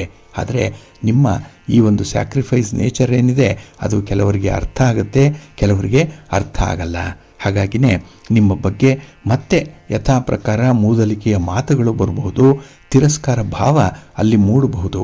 ಆದರೆ ಅದನ್ನು ನೀವು ಸೀರಿಯಸ್ ಆಗಿ ತೆಗೆದುಕೊಳ್ಬೇಡಿ. ನಿಮ್ಮ ತೃಪ್ತಿಗಾಗಿ ನೀವು ಕೆಲಸವನ್ನು ಮಾಡ್ತಾ ಇದ್ದೀರಿ, ತ್ಯಾಗ ಮಾಡ್ತಾ ಇದ್ದೀರಿ, ಮುಂದುವರಿಸಿ, ಒಳ್ಳೆಯದಾಗುತ್ತೆ. ಹಾಗೆ ಈ ದಿನ ನಿಮ್ಮ ಆಹಾರ ಪದ್ಧತಿಯಲ್ಲಿ ಕೆಲವು ಬದಲಾವಣೆಗಳನ್ನು ಮಾಡಿಕೊಳ್ಳಲೇಬೇಕಾಗತ್ತೆ. ಏಕೆಂದರೆ ಆರೋಗ್ಯವನ್ನು ಕಾಪಾಡಿಕೊಳ್ಬೇಕು. ಆರೋಗ್ಯ ಬಹಳ ಮುಖ್ಯ, ಜ್ಞಾಪಕದಲ್ಲಿಟ್ಕೊಳ್ಳಿ.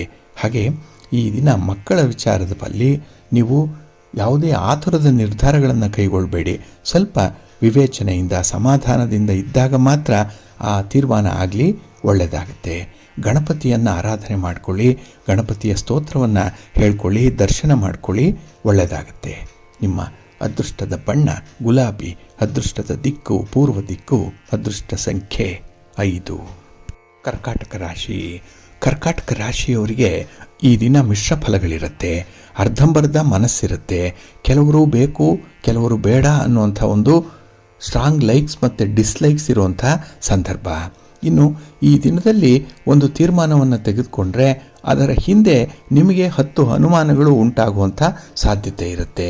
ಈ ಅನುಮಾನ ಬಂದಾಗಲೇ ಪರಿಹಾರ ಮಾಡ್ಕೊಳ್ಬಿಡಬೇಕು ಬೇಗ. ಇಲ್ಲಾಂತ ಅಂದರೆ ಅದು ಹೆಮ್ಮರವಾಗಿ ಬೆಳೆಯುತ್ತೆ, ಮನಸ್ಸಿನಲ್ಲೇ ಬೇರೂರುತ್ತೆ. ಅದನ್ನು ತೆಗೆದು ಹಾಕಲಿಕ್ಕೆ, ತೊಡೆದು ಹಾಕಲಿಕ್ಕೆ ಯಾರಿಂದಲೂ ಸಾಧ್ಯ ಆಗಲ್ಲ.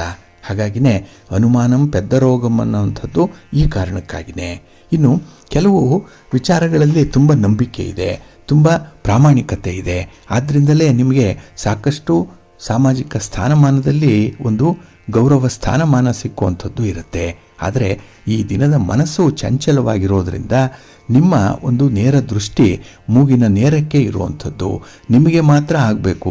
ಸ್ವಲ್ಪ ಸ್ವಾರ್ಥತೆ ಕೂಡ ಇಲ್ಲಿ ಕಾಣಿಸ್ತಾ ಇದೆ. ಹಾಗೆ ಈ ದಿನ ಬೇರೆಯವರಿಗಾಗಿ ಕೂಡ ನೀವು ಶ್ರಮ ಪಡುವಂಥ ಸಾಧ್ಯತೆ ಇದೆ. ಮನೆಗೆ ಮಾರಿ ಪರರಿಗೆ ಉಪಕಾರಿ ಅನ್ನುವಂಥ ಒಂದು ಅಪವಾದ ಈ ದಿನ ನಿಮ್ಮ ಮೇಲೆ ಬರುವಂಥದ್ದು ಇರುತ್ತೆ. ಆದರೆ ಈ ಕಾರ್ಯಕ್ಷಮತೆಯ ಮೇಲೆ ಈ ರೀತಿಯ ಅಪವಾದಗಳು ವ್ಯತಿರಿಕ್ತ ಪರಿಣಾಮವನ್ನು ಉಂಟು ಮಾಡುತ್ತೆ. ಹಾಗಾಗಿನೇ ಯಾರಾದರೂ ಒಂದು ಸಣ್ಣ ಮಾತನ್ನು ಹೇಳಿದ್ರೆ, ಯಾರಾದರೂ ನಿಮ್ಮ ಲೋಪದೋಷವನ್ನು ಎತ್ತಿ ತೋರಿಸಿದ್ರೆ ಈ ದಿನ ನಿಮಗೆ ತೀವ್ರ ಅಸಮಾಧಾನ ಆಗುತ್ತೆ. ಮನಸ್ಸೇ ಸರಿ ಇರಲ್ಲ, ಕೆಲಸದಲ್ಲಿ ಇನ್ವಾಲ್ವ್ಮೆಂಟ್ ಇರಲ್ಲ. ಹಾಗಾಗಿನೇ ಈ ದಿನ ಯಾವುದು ಬೇಡ ಅನ್ನುವಂಥ ಒಂದು ನಿರ್ಲಿಪ್ತ ಭಾವನೆಯಲ್ಲಿ ಇರುವಂಥ ಸಂದರ್ಭಗಳು ಕೂಡ ಇರುತ್ತೆ. ಆದರೆ ಕೆಲವೊಮ್ಮೆ ಹತಾಶೆ ಉಂಟಾಗುವಂಥದ್ದು ಇರುತ್ತೆ.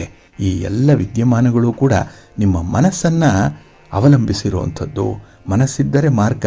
ಮನಸ್ಸನ್ನು ಸರಿಯಾಗಿಟ್ಕೊಳ್ಳಿ, ಚಂದ್ರನನ್ನು ಸರಿಯಾಗಿಟ್ಕೊಳ್ಳಿ, ನವಗ್ರಹಗಳ ದರ್ಶನ ಮಾಡಿಕೊಳ್ಳಿ, ಒಳ್ಳೆಯದಾಗತ್ತೆ. ನಿಮ್ಮ ಅದೃಷ್ಟದ ಬಣ್ಣ ಬಿಳುಪು, ಅದೃಷ್ಟದ ದಿಕ್ಕು ಈಶಾನ್ಯ ದಿಕ್ಕು, ಅದೃಷ್ಟ ಸಂಖ್ಯೆ 6. ಸಿಂಹರಾಶಿ. ಸಿಂಹರಾಶಿಯವರಿಗೆ ಈ ದಿನ ಸಂತೋಷದ ದಿನ. ಅದರಲ್ಲೂ ನಿಮ್ಮ ಕೆಲಸ ಕಾರ್ಯಗಳನ್ನು ಪೂರ್ಣ ಮಾಡುವಂಥ ದಿನ. ಎಷ್ಟೋ ಪ್ರಯತ್ನ ಮಾಡ್ತೀರಿ, ಯಾರಿಂದಲೋ ಸಹಾಯ ಪಡ್ಕೊಳ್ತೀರಿ, ಆದರೂ ನಿಮ್ಮ ಗುರಿ ಒಂದೇ, ಕೆಲಸ ಆರಂಭ ಆಗಿದೆ, ಅದು ಮುಕ್ತಾಯ ಆಗಲೇಬೇಕು ಅನ್ನುವಂಥದ್ದು. ಹಠದ ಮಾದರಿಯಲ್ಲೇ ಕೆಲಸಗಳು ಈ ದಿನ ಆಗುವಂಥದ್ದು ಇರುತ್ತೆ. ಹಾಗೆ ಕೆಲವು ಜವಾಬ್ದಾರಿಯುತ ಕೆಲಸ ಕಾರ್ಯಗಳು ನಿಮ್ಮನ್ನು ತುದಿಗಾಲಿನಲ್ಲಿ ನಿಲ್ಲಿಸ್ಬಿಡುತ್ತೆ. ತುಂಬ ಒಂದು ರೀತಿಯಲ್ಲಿ ನಿಮಗೆ ಒಳಗೆ ಏನಿದೆ, ಆ ಫಲಿತಾಂಶ ಹೇಗೆ ಬರುತ್ತೆ ಅನ್ನೋಂಥದ್ರ ಬಗ್ಗೆ ಕುತೂಹಲ ಜಾಸ್ತಿ ಇರುವಂಥದ್ದು. ಅದರಲ್ಲೂ ವಿದ್ಯಾರ್ಥಿಗಳಿಗೆ, ಯುವಕರಿಗೆ, ಯುವತಿಯರಿಗೆ ಈ ದಿನ ಕ್ಯೂರಿಯಾಸಿಟಿ ಜಾಸ್ತಿ. ಹಾಗಾಗಿನೇ ಈ ದಿನ ಸ್ವಲ್ಪ ರಿಸರ್ಚ್ ಮೈಂಡ್ ಇರುವಂಥದ್ದು, ಸಂಶೋಧನಾ ಪ್ರವೃತ್ತಿ ಜಾಸ್ತಿ ಇರುತ್ತೆ. ಅದನ್ನು ಕೆದಕಿ ಒಳಗಿನವರೆಗೂ ಕೂಡ ನೀವು ವಿಚಾರಗಳನ್ನು ತಿಳ್ಕೊಳ್ಬೇಕು ಅನ್ನುವಂಥ ಒಂದು ಹಂಬಲ, ತುಡಿತ ಜಾಸ್ತಿ ಇರುತ್ತೆ. ಹಾಗೆ ಈ ದಿನ ವ್ಯವಹಾರದಲ್ಲಿ ಅತಿ ಆಸೆ ಇರುವಂಥವ್ರಿಗೆ ಸ್ವಲ್ಪ ತೊಂದರೆ ಆಗುತ್ತೆ. ಹಾಗಾಗಿ ವ್ಯಾಪಾರ ಮಾಡುವಂಥದ್ದೇ ಲಾಭಕ್ಕಾಗಿ, ಆದರೆ ಆ ಲಾಭ ಎಷ್ಟು ಬೇಕೋ ಅಷ್ಟೇ ಇರಬೇಕು, ಮಿತಿ ಮೀರಬಾರ್ದು. ಹಾಗೆ ಈ ಸಂದರ್ಭದಲ್ಲೂ ಕೂಡ ವ್ಯವಹಾರಸ್ಥರಿಗೆ ಸ್ವಲ್ಪ ನಿಧಾನಗತಿಯಲ್ಲಿ ಭಗವಂತ ಕೊಟ್ಟಷ್ಟೇ ಸಾಕು, ಪಾಲಿಗೆ ಬಂದಷ್ಟೇ ಪಂಚಾಮೃತ ಅನ್ನುವಂಥ ರೀತಿಯಲ್ಲಿ ಕೆಲಸಗಳನ್ನು ಮುಂದುವರಿಸಿದ್ರೆ ಒಳ್ಳೆಯದಾಗತ್ತೆ. ಇಲ್ಲಾಂದರೆ ಸ್ವಲ್ಪ ಎಡವಟ್ಟಾಗುವಂಥ ಸಾಧ್ಯತೆ ಇರುತ್ತೆ, ಜಾಗ್ರತೆ. ಇನ್ನು ಈ ದಿನದಲ್ಲಿ ನಿಮ್ಮ ಬುದ್ಧಿವಂತಿಕೆ ತುಂಬ ಚೆನ್ನಾಗಿ ಕೆಲಸ ಮಾಡುತ್ತೆ. ಯಾವುದೋ ಒಂದು ಪುಟ್ಟ ಸಮಸ್ಯೆ ದೊಡ್ಡದಾಗಿಬಿಡುತ್ತಿದೆ, ಅದನ್ನು ಪರಿಹಾರ ಮಾಡಿಕೊಳ್ಳಿಕ್ಕೆ ಒಂದು ಪ್ರಯತ್ನ, ಅಲ್ಲಿ ನಿಮ್ಮ ಅನುಭವ, ನಿಮ್ಮ ಬುದ್ಧಿವಂತಿಕೆ, ನಿಮ್ಮ ಸ್ಕಿಲ್ಫುಲ್ ಟಾಕ್ ಏನಿದೆ ಅದು ನೆರವಿಗೆ ಬರುತ್ತೆ. ಹಾಗಾಗಿ ಕಲಿತಂತಹ ವಿದ್ಯೆ ಯಾವುದೋ ಒಂದು ಸಂದರ್ಭದಲ್ಲಿ ಉಪಯೋಗಕ್ಕೆ ಬರುತ್ತೆ ಅನ್ನುವಂಥ ಹಿರಿಯರ ಮಾತು ಈ ದಿನ ಇಲ್ಲಿ ನಿಮಗೆ ಸತ್ಯವಾಗುತ್ತೆ.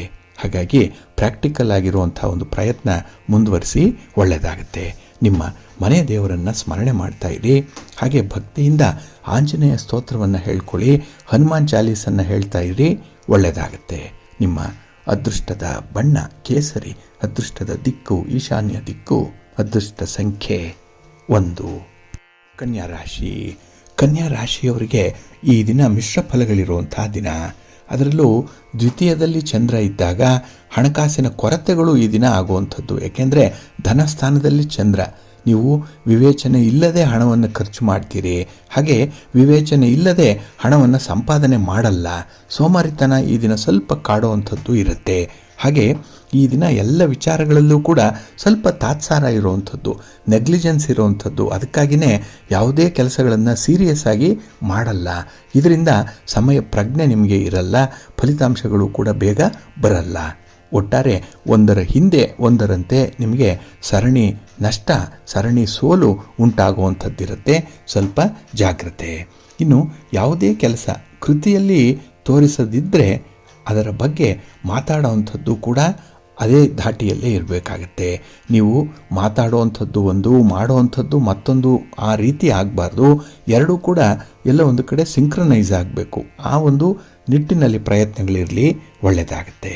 ಇನ್ನು ಆದಾಯದ ದೃಷ್ಟಿಯಿಂದ ಈ ದಿನ ನಿಮಗೆ ಅಷ್ಟೊಂದು ಉತ್ತಮವಾದಂತಹ ದಿನ ಅಲ್ಲ. ಎಲ್ಲೋ ಅಲ್ಪ ಸ್ವಲ್ಪ ಲಾಭ ಬರ್ಬೋದು, ಆದಾಯ ಇರ್ಬೋದು, ಆದರೆ ಸ್ವಲ್ಪ ಉಳಿತಾಯದ ಪ್ರವೃತ್ತಿಯನ್ನು ಕೂಡ ನೀವು ರೂಢಿಸ್ಕೊಳ್ಬೇಕಾಗತ್ತೆ. ಇನ್ನು ಹಿಂದೆ ನಡೆದಿರೋಂತಹ ಕೆಲವೊಂದು ಹಗರಣಗಳಿರ್ಬೋದು, ಕೆಲವೊಂದು ತಪ್ಪುಗಳಿರ್ಬೋದು, ದೋಷಗಳಿರ್ಬೋದು, ಅದಕ್ಕೆ ಈ ದಿನ ಪಶ್ಚಾತ್ತಾಪ ಪಡುವಂಥ ಸಾಧ್ಯತೆ ಇರುತ್ತೆ. ಇದ್ದಕ್ಕಿದ್ದಾಗೆ ಬರುವಂಥದ್ದು ಅನಿಶ್ಚಿತವಾಗಿ ಬಂದ್ಬಿಡುತ್ತೆ.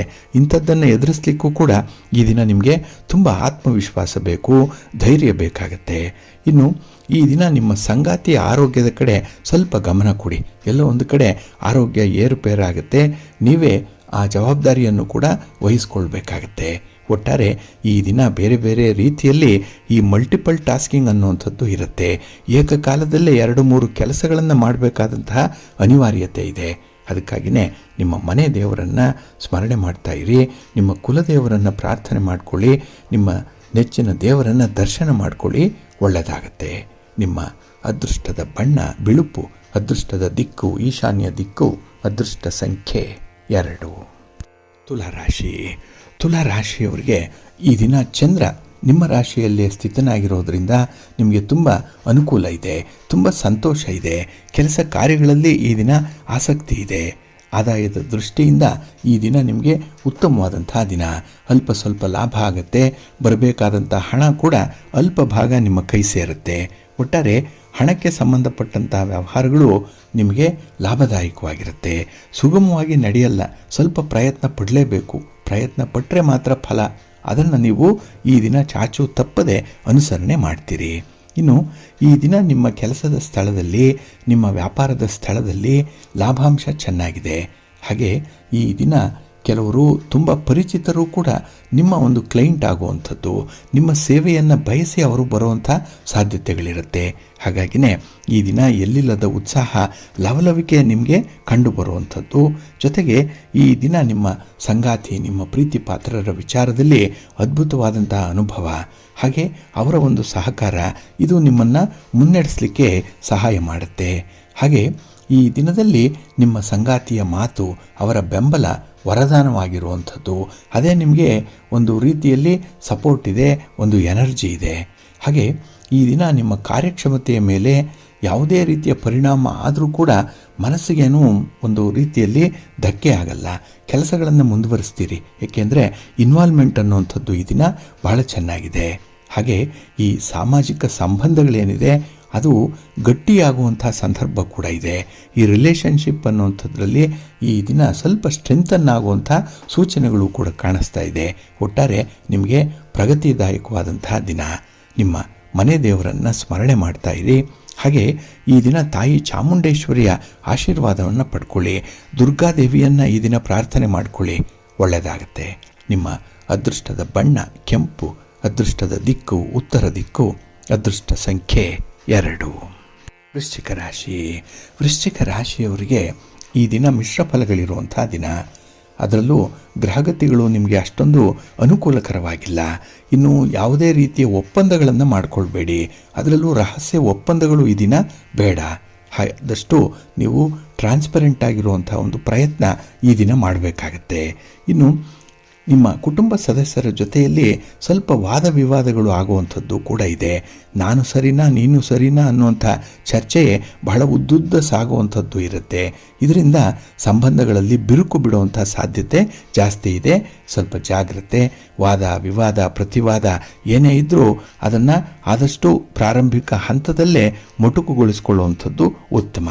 ಇನ್ನು ಈ ದಿನ ನಿಮ್ಮ ಕೆಲಸದ ಸ್ಥಳದಲ್ಲಿ ನಿಮ್ಮ ಹಿತಶತ್ರುಗಳ ಒಂದು ಕೈ ಮೇಲಾಗುವಂಥದ್ದಿದೆ.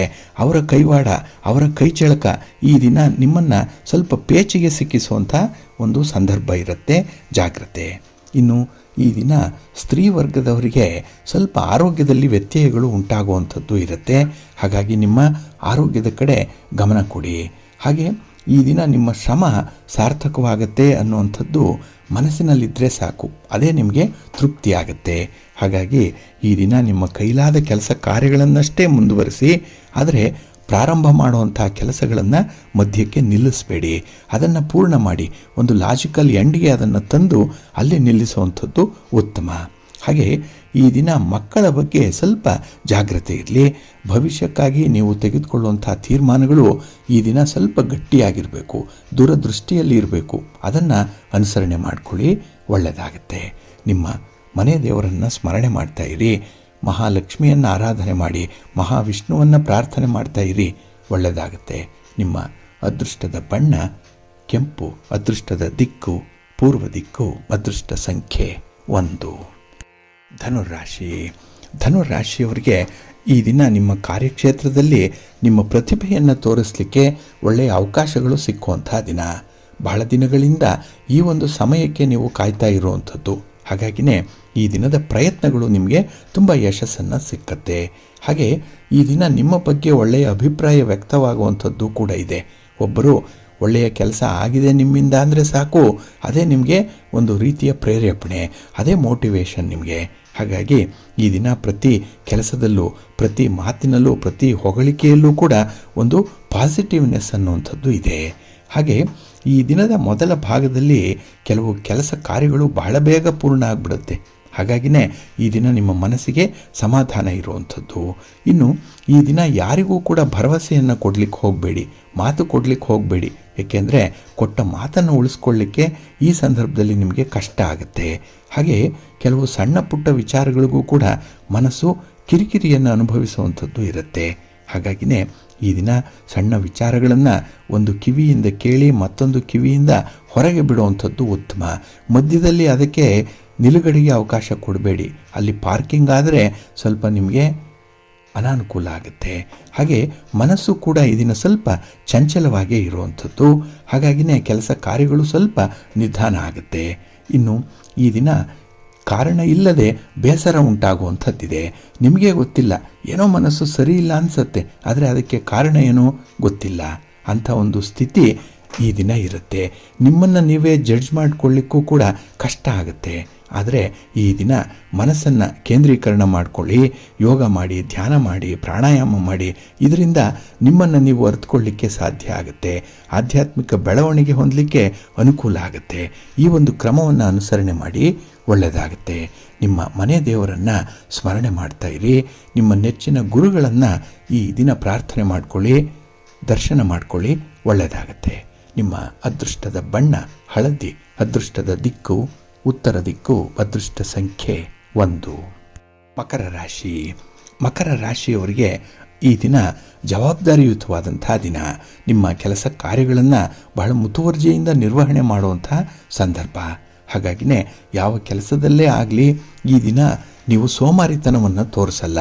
ಬದಲಾಗಿ 4 ಜನರನ್ನು ಕೆಲಸದೊಳಗೆ ಇನ್ವಾಲ್ವ್ ಮಾಡಿಕೊಳ್ಳುವಂಥದ್ದು, ಒಂದು ಟೀಮ್ ವರ್ಕ್ ಮಾಡಿಕೊಳ್ಳುವಂಥದ್ದು ತುಂಬ ಇದೆ.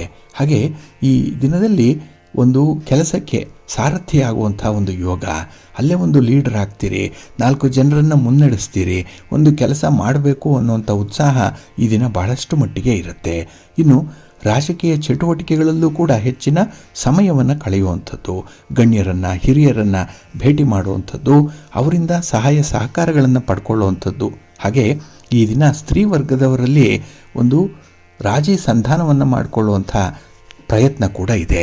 ಹಾಗಾಗಿನೇ ಈ ದಿನದಲ್ಲಿ ನಿಮ್ಮ ಪ್ರಯತ್ನಗಳು ಎಷ್ಟರ ಮಟ್ಟಿಗೆ ಇರುತ್ತೆ ಅಂದರೆ ಅದು ಯಾವುದೇ ರೀತಿಯಲ್ಲಿ ನಿಮಗೆ ಹರ್ಟ್ ಆಗಬಾರ್ದು, ಯಾವುದೇ ರೀತಿಯಲ್ಲಿ ನಿಮ್ಮ ಕಂಫರ್ಟ್ ಝೋನ್ಗೆ ಧಕ್ಕೆ ಆಗಬಾರ್ದು. ಆ ರೀತಿಯಲ್ಲಿ ಬಹಳ ಜಾಗ್ರತೆಯಿಂದ ವ್ಯವಹಾರಗಳನ್ನು ಮುಂದುವರಿಸ್ತೀರಿ. ಇನ್ನು ವ್ಯಾಪಾರಿ ಚಟುವಟಿಕೆಗಳು ಸ್ವಲ್ಪ ಸಾಮಾನ್ಯವಾಗಿರುತ್ತೆ. ಹಾಗಾಗಿನೇ ಹೆಚ್ಚಿನದನ್ನು ನಿರೀಕ್ಷೆ ಮಾಡಬೇಡಿ. ಇನ್ನು ಯಾವುದೇ ಸಮಸ್ಯೆಯನ್ನು ನಿರ್ಲಕ್ಷ್ಯ ಮಾಡಬೇಡಿ. ಅಂದರೆ ಉಗುರಿನಿಂದ ಹೋಗುವಂಥ ಒಂದು ಕೆಲಸಕ್ಕೆ ಕೊಡಲೆಯನ್ನೇ ತರಬೇಕು ಅಂತಾರಲ್ಲ, ಆ ರೀತಿ ಆಗಿಬಿಡುತ್ತೆ. ಹಾಗಾಗಿ ಸಣ್ಣ ಪುಟ್ಟ ಸಮಸ್ಯೆಗಳನ್ನು ಹಾಗಾಗಿ ಪರಿಹಾರ ಮಾಡಿಕೊಳ್ಳುವಂಥ ಒಂದು ಪ್ರಯತ್ನ ಮಾಡಿ. ಹಾಗೆ ಈ ದಿನ ನಂಬಿದವರೇ ಕೈ ಕೊಡ್ತಾರೆ. ಹೆಚ್ಚು ಅವಲಂಬನೆ ಒಳ್ಳೆಯದಲ್ಲ. ನಿಮಗೆ ಎಷ್ಟು ಸಾಧ್ಯವೋ ಅಷ್ಟನ್ನೇ ಮಾಡಿಕೊಳ್ಳಿ, ಅಚ್ಚುಕಟ್ಟಾಗಿ ಮಾಡಿ, ಒಳ್ಳೆಯದಾಗುತ್ತೆ. ನಿಮ್ಮ ಇಷ್ಟ ದೇವರನ್ನು ಆರಾಧನೆ ಮಾಡ್ತಾ ಇರಿ. ಶ್ರೀರಾಮ ರಕ್ಷಾ ಸ್ತೋತ್ರವನ್ನು ಹೇಳ್ಕೊಳ್ಳಿ, ರಾಮನಾಮ ಜಪ ಮಾಡಿ. ಈ ದಿನ ಆಂಜನೇಯ ಸ್ತೋತ್ರ ಹೇಳ್ಕೊಳ್ಳಿ, ಒಳ್ಳೆಯದಾಗುತ್ತೆ.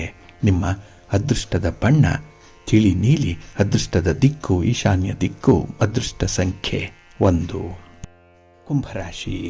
ಕುಂಭರಾಶಿಯವರಿಗೆ ಈ ದಿನ ತುಂಬ ನಿಧಾನವಾದಂತಹ ದಿನ. ಬೆಳಕು ಹರಿಯಲ್ಲ, ಬೆಳಗೂ ಆಗಲ್ಲ, ಕೆಲಸ ಕಾರ್ಯಗಳು ಆರಂಭವೂ ಆಗಲ್ಲ, ಪೂರ್ಣನೂ ಆಗಲ್ಲ. ಹಾಗಾಗಿನೇ ಮಿಶ್ರ ಫಲಗಳಿರುತ್ತೆ. ನೀವು ಮಾಡುವಂತಹ ಕೆಲಸ ಕಾರ್ಯಗಳು ತುಂಬ ಮಂದಗತಿಯಲ್ಲಿ ಸಾಗುತ್ತೆ. ಹಾಗೆ ಈ ದಿನ ಸ್ವಲ್ಪ ಆಲಸ್ಯ, ಸ್ವಲ್ಪ ಸೋಮಾರಿತನ, ಇದನ್ನು ತೊರೆದು ಕೆಲಸದಲ್ಲಿ ನೀವು ಕಾರ್ಯಪ್ರವೃತ್ತರಾಗಬೇಕು. ವರ್ಕ್ ಇನ್ವಾಲ್ವ್ಮೆಂಟ್ ಅನ್ನುವಂಥದ್ದು ಗರಿಷ್ಠ ಪ್ರಮಾಣದಲ್ಲಿ ಇರಬೇಕಾಗತ್ತೆ. ಇನ್ನು ಈ ನಿರುದ್ಯೋಗಿಗಳಿಗಾಗಲಿ, ಈ ಉದ್ಯೋಗವನ್ನು ಬದಲಾವಣೆ ಮಾಡಬೇಕು ಅಂದ್ಕೊಂಡಿರುವಂಥವ್ರಿಗಾಗಲಿ ಈ ದಿನ ಒಂದು ಸಿಹಿ ಸುದ್ದಿ ಇದೆ. ಏಕೆಂದರೆ ನಿಮ್ಮ ಪ್ರಯತ್ನದಲ್ಲಿ ನೀವು ಅಪ್ಡೇಟ್ ಆಗುವಂಥ ಸಾಧ್ಯತೆಗಳು ತುಂಬ ಇರುತ್ತೆ. ಹಾಗೆ ಕುಟುಂಬದಲ್ಲಿ ನೀವು ಸೌಹಾರ್ದತೆಯನ್ನು ಉಳಿಸ್ಕೊಳ್ಬೇಕು. ಯಾರ ಪರವಾಗಿಯೂ ಕೆಲಸ ಮಾಡಬಾರ್ದು. ಏಕೆಂದರೆ ಈ ದಿನ ಕುಟುಂಬದಲ್ಲಿ 2 ಬಣಗಳಾಗುತ್ತೆ. ಆ ಬಣಗಳ ಮಧ್ಯದಲ್ಲಿ ನಿಂತು ನ್ಯಾಯಾಧೀಶರ ಸ್ಥಾನವನ್ನು ನೀವು ವಹಿಸಬೇಕಾಗತ್ತೆ. ಒಂದು ಪಕ್ಷಕ್ಕೆ ನೀವು ಸೇರಿಕೊಂಡ್ರೆ ಮತ್ತೊಂದು ಪಕ್ಷದವರಿಗೆ ಅಸಮಾಧಾನ ಆಗುತ್ತೆ. ಹಾಗಾಗಿ ಈ ದಿನ ತುಂಬ ಬ್ಯಾಲೆನ್ಸ್ ಮಾಡಿ.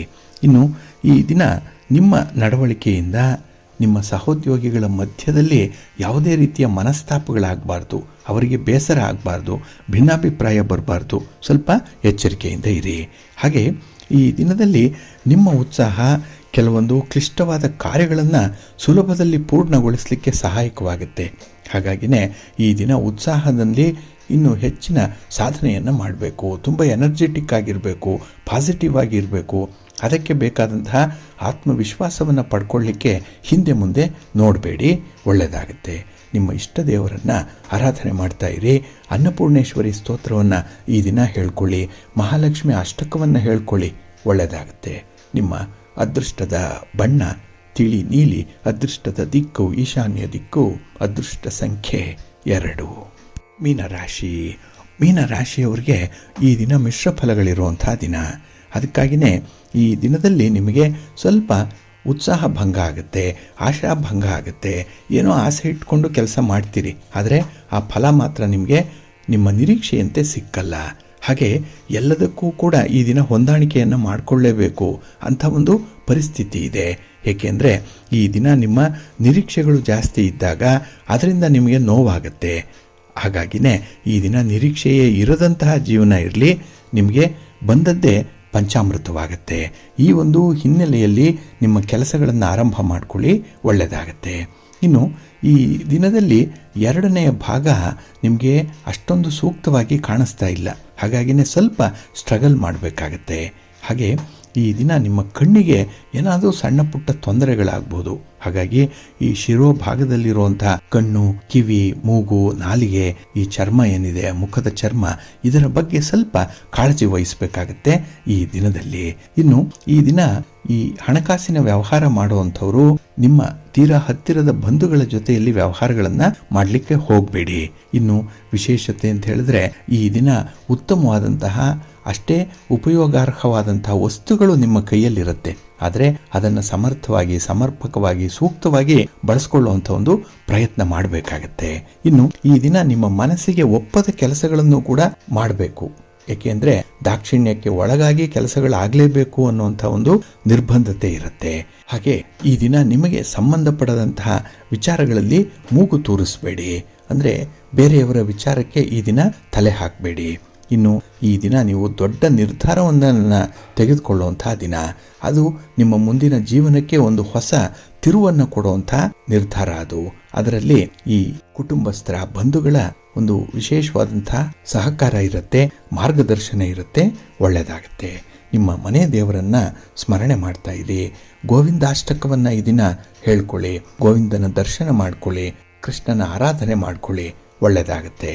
ನಿಮ್ಮ ಅದೃಷ್ಟದ ಬಣ್ಣ ತಿಳಿ ನೀಲಿ, ಅದೃಷ್ಟದ ದಿಕ್ಕು ಈಶಾನ್ಯ ದಿಕ್ಕು, ಅದೃಷ್ಟ ಸಂಖ್ಯೆ 3.